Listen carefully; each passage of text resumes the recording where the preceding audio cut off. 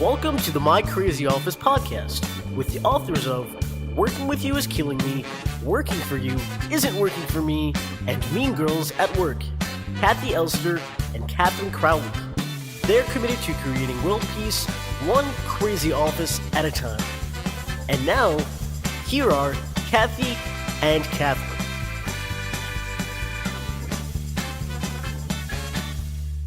Hey everyone, I'm Kathy Elster. And I'm Catherine Crowley, and welcome to My Crazy Office. And today we want to welcome our guest, playwright and Emmy Award nominated TV writer. I'm so impressed. It just happened last week. Matt Hoverman is his name. Yay! It's so exciting. It's really exciting. Everyone's excited in my apartment, thank you. Yeah, everyone who you live with is really excited. All one of them, yeah. Yeah, and the cat, dog. How can people find out about you and your work? Well, I have two websites. One is matthoverman.com, M-A-T-T-H-O-V as in Victor, E-R-M-A-N.com. And the other one is createyourownsoloshow.com because I also teach classes in helping people tell their own stories on stage. Oh, terrific. Yeah. I like that. Yeah, that's really interesting.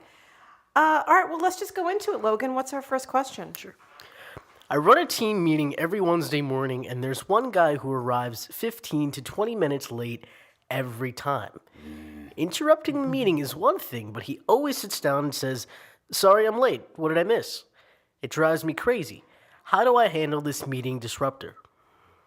Ew. I hate these kind of people. Yeah. Well, I have a story about this. Oh, you do? Or, yes, can Stories up. Oh, Sure. yeah. All right. When I was in grad school, we had to meet. We were teaching, and we had to meet with our advisor at a certain time. And the only time when we could do it was early in the morning. I wanted to do it another time. Everybody else was like, "No, we're going to do it now," which was fine.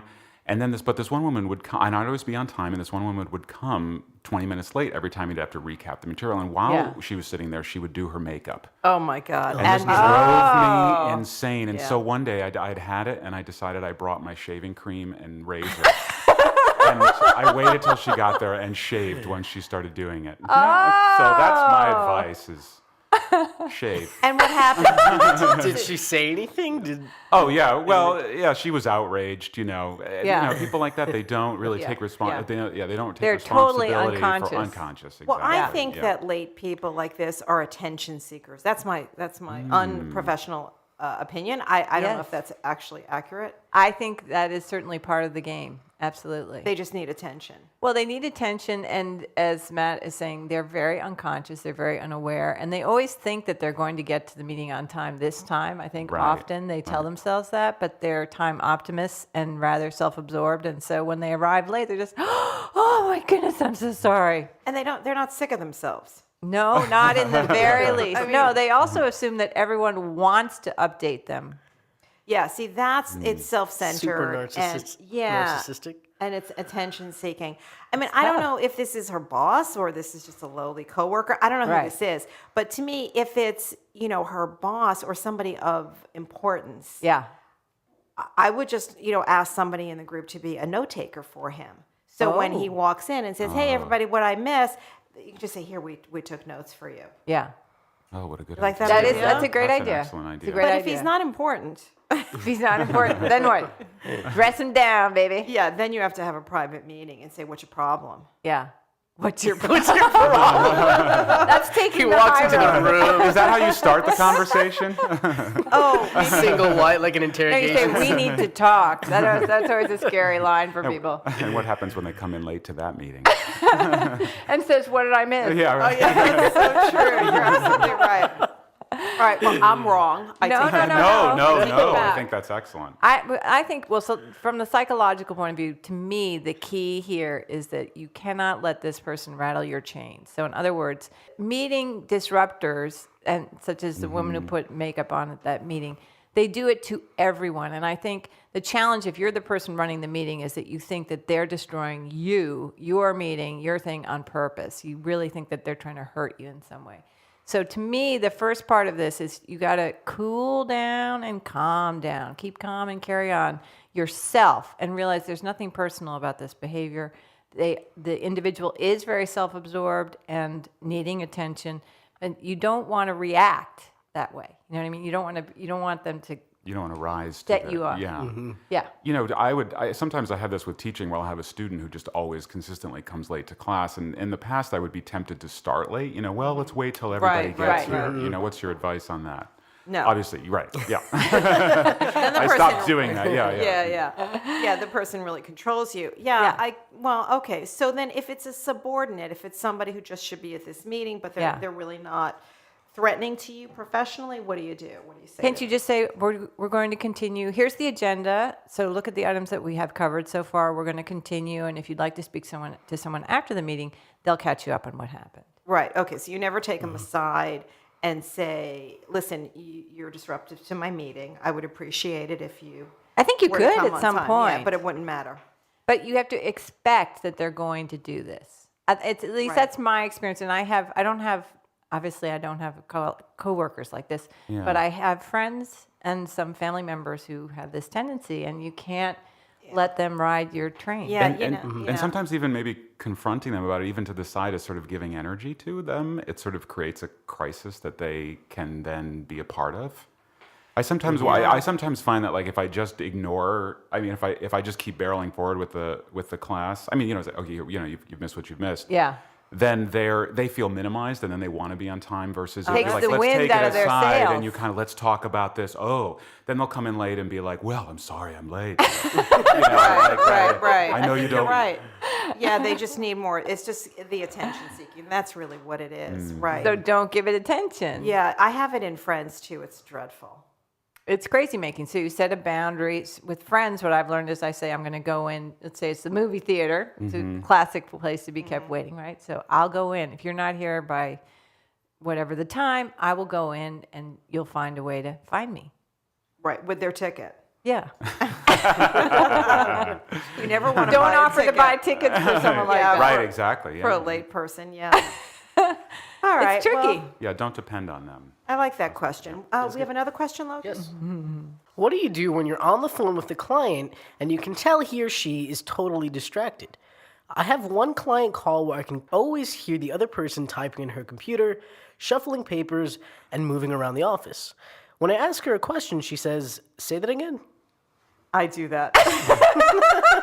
I mean, I'm not always distracted, but there are some people that bore me. And I will, start answering doing other emails, checking our numbers on Amazon. I mean, I will definitely. Right. Well, if you're the person who is restless, I would say just hit the mute button on your phone if you can. Right.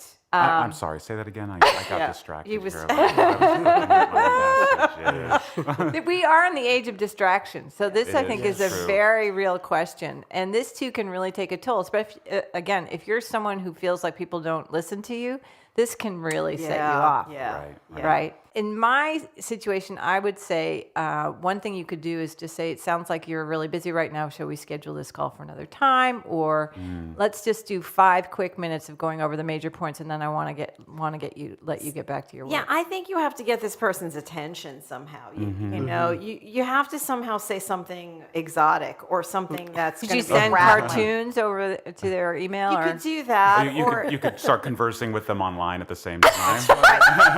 Can you believe what that guy's saying on the phone? Just tweet at them. That's not a bad idea. Tweet at them. Post a Yeah, are you on Facebook right now? Right, exactly. That's good. I would just want to say something outrageous, like, I don't know if you heard, but my department just got a big award. We're going to be receiving $6 million. What about you? Or just something ridiculous that catch their just something attention. ridiculous. Yeah, something outrageous. So use humor to kind of diffuse the situation. That's and name usually it? my call, but it doesn't always work. But yeah. Yeah. Because I mean, I think yes, I think we are all distracted and we all like to multitask and we think we're paying attention when we're not. Yeah. But I also think that I don't want to say this person is boring because they may not be. It just could be that this person they're talking to is very distracted. But in general, a lot of business calls are quite boring. Yeah. So do you say, am I boring you? I don't think so. No. I think you just got to step up your game. Oh yeah, I was going to say take a look at your own preparation for the call. Right. You could do that. That's Right. good. Maybe you open with some questions to get them engaged. Yeah. Yeah. Yeah. Like what? Are you on Facebook? What are you doing right now? What are you wearing? But I think if you say something a little outrageous or a little funny, then they're listening. They're listening up for more. Well, one of the things that you taught me this, Kathy, because for years we ran business strategy groups, and so we had to call people and enroll them, and believe me, they were not interested in talking to us. So a lot of times I would just listen to the social cues, like, oh God, you sound really harried right now, what's up? And I asked them a little bit about their current reality, and that would get some attention. I have this really old trick. It's really old because I was taught in sales training years ago how to sell. And you're supposed to look at yourself when you're on the phone in a mirror. I have a mirror that's right in front of me. And Dear God, Really? that's horrifying. What? well, see, it's Why? a little I mean, not for you, but for me. because you want to make sure that you're using a lot of expression and that you're smiling and that your energy is up when you're talking on the phone. And that's what you see in the mirror. Yeah. So it actually works. Interesting. You know, It's a little narcissistic. Well, that's so interesting. When I work with my students on telling their stories to an audience, it's like rehearsing a scene where the scene partner isn't there for rehearsal, and then you get there and they're different every night. And a lot of times you'll look out in the audience and you'll just see people frowning horribly at you. And those people will come up after and go, oh, it was love. I loved it. It was hilarious. Yeah. But I always say to them, look and see the person that you wish them to be in them, and you will call that out of them. So, Oh, wow. So you imagine them as you imagine them as a fun, responsive audience, and then that will come out of them if you just keep seeing that. That's brilliant. Versus because I think I can get very intimidated by silence on the phone. Yeah. You ask a question, and then there's a pause. Yeah. And immediately all my worst insecurities rush to fill that Yeah, pause. yeah. Right. They hate me. Yeah. They don't want to Well, talk that to was me. the wrong thing to say. So yeah, I think if we can do a little acting exercise, and as if like they're fabulously interested in what I have to say. So if someone says, say that again, then you just say, thank you so much for asking me Yeah, to clarify. yeah. Here we go. Endow them with a capability that you wish they had. Yeah. That's not a bad idea. This is a tough one, though. It's ongoing. I think this is that, and that's the other thing. Again, don't take it personally. This is part of life. This is certainly part of everyday life. And also, some people don't do phone well, I think. I do. It's true, yeah. I really do. And I have people who've told me that I'm not good on the phone. So I would say for those individuals, you may want to find another way of communicating. Facebook, possibly, or Skype. or Skype, Yeah. possibly. Or maybe they just want the visual materials and you send it to them and then you have a really fast call just to go over it.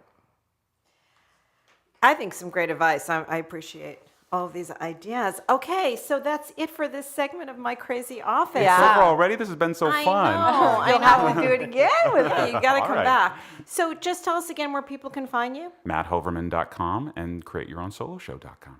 Terrific. Thanks so much. And join us next time for another My Crazy Office podcast. Don't forget to send your questions and stories to info@mycrazyoffice.co. My Crazy Office is produced in New York City at K Squared Studios. Stay crazy.